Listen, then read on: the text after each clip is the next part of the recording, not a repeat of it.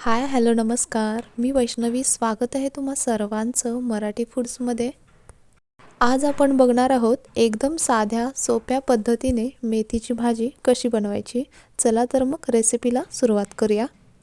इथे बघा, एक गड्डी मेथी नीट करून स्वच्छ धुवून पूर्णपणे निथळून घेतली. भाजी नीट करताना त्याची निघतील तेवढी कोवळी देठं इथं घेतलेली आहेत. आता एका वाटीमध्ये 10 मिनिटांसाठी 2 चमचे मूग डाळ भिजत घातली. आता फोडणीसाठी इथे बघा 2 मिरचीचे 4 भाग करून घेतले आणि 7 ते 8 लसूण पाकळ्या घेतल्या. तसेच 2 चमचे शेंगदाण्याचाही कूट घेतला. आता धुवून नितळून घेतलेली भाजी थोडी थोडी चिरून घेतली. भाजी चिरण्याची गरज नाही, पण त्यामध्ये देठ जास्त असतील तर थोडी थोडी चिरून घ्यायची. आता गॅसवर एक कढई गरम करायला ठेवली. त्यामध्ये 1 ते 1.5 चमचा तेल घालायचं. फोडणीसाठी तेल चांगलं गरम करून घ्यायचं. तेल गरम झालं, आता त्यामध्ये घालायची मिरची. घरी जर लहान मुलं असतील तर मिरची बारीक न चिरता अशा प्रकारे एका मिरचीचे 2 भाग करून घालायचे, म्हणजे मुलांना लगेच मिरची बाजूला काढता येईल. आता तेलामध्ये मिरचीला चांगले डाग पडेपर्यंत भाजून घ्यायची.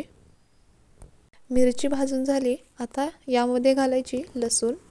लसूण ही चांगली सोनेरी होईपर्यंत परतून घेऊ. आता या भाजीमध्ये कांदा वगैरे घालण्याची काही गरज नाही. फक्त लसणाच्या फोडणीनेच भाजीला खूप छान चव येते. एकदा या पद्धतीने भाजी नक्कीच करून बघा. लसूण सोनेरी परतून झाला, आता यामध्ये घालायची चिरून घेतलेली भाजी.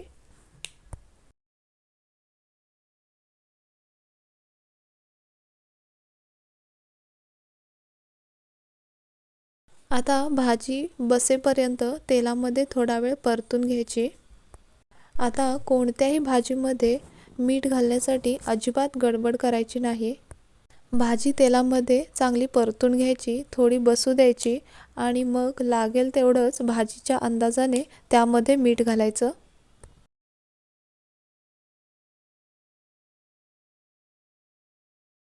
इथे बघा, भाजीची क्वांटिटी कितीतरी कमी झाली. भाजी पूर्ण परतून झाली. आता यामध्ये चवीपुरतं मीठ घालायचं. भाजीमध्ये मीठ सगळीकडे व्यवस्थित मिक्स करून घ्यायचं. आता यामध्ये घालूया भिजवून घेतलेली 2 चमचे मूग डाळ. डाळ ही भाजीमध्ये व्यवस्थित मिक्स करून घ्यायची. इथे बघा, मीठ घातल्यानंतर भाजीला पाणी सुटायला सुरुवात होते, तेव्हाच आपल्याला यामध्ये शेंगदाण्याचा कूट घालायचा. इथे मी 2 चमचे शेंगदाण्याचा कूट घातला. आता शेंगदाण्याचा कूटही भाजीमध्ये चांगला मिक्स करून घेऊ. शक्यतो भाजीमध्ये शेंगदाणे हे खलबत्त्यामध्येच कुटलेले घालायचे. आता भाजीची वाफ जास्त न जाऊ देता यावरती लगेच झाकण ठेवू आणि गॅस मंद करून मंद आचेवर 5 मिनिटे भाजी चांगली शिजू देऊ. इथे भाजीमध्ये अजिबात पाण्याचा वापर केलेला नाही. भाजी जर जास्त सुकलेली असेल तर थोडासा पाण्याचा हबका देऊन भाजी शिजवून घ्यायची. इथे बघू शकताय काय मस्त भाजी बनवून तयार झालेली आहे. वासही खूप छान येतोय.